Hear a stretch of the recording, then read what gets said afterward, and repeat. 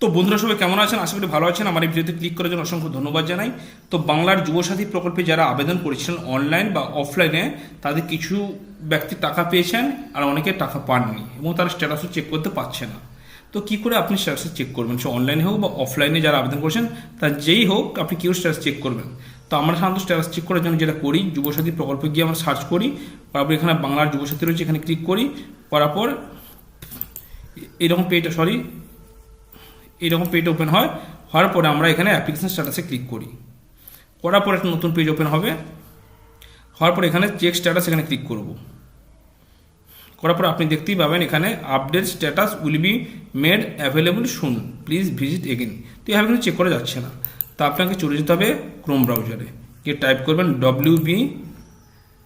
WBIFMS, এভাবে search করবেন।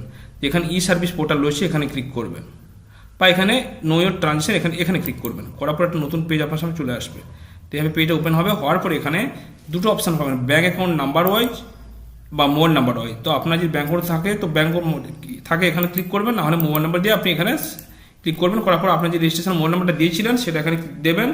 দেওয়ার পরে গেট জেনারেল ওটিপিতে ক্লিক করবেন। তো ওটিপিটা দেওয়ার পরে এখানে নিচে কিন্তু ব্যাংকের সমস্ত তথ্য আপনি দেখতে পাবেন।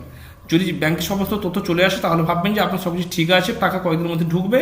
আর যদি না দেখতে পান তবুও চিন্তার কারণ নেই, কারণ যারা অফলাইনে করেছেন তাদের কিন্তু একটু ডাটা এন্ট্রিতে একটু সময় লাগে। ডাটা এন্ট্রিতে সময় লাগবে, তাদের অপেক্ষা করতে হবে। ঠিক আছে বন্ধুরা? তবে অতি সহজে কিন্তু আপনি চেক করে দেখতে পারেন আপনার স্ট্যাটাসটা। ভিডিওটি কেমন হলো কমেন্টে জানাতে বলবেন না। ভালো থাকবেন, সুস্থ থাকবে।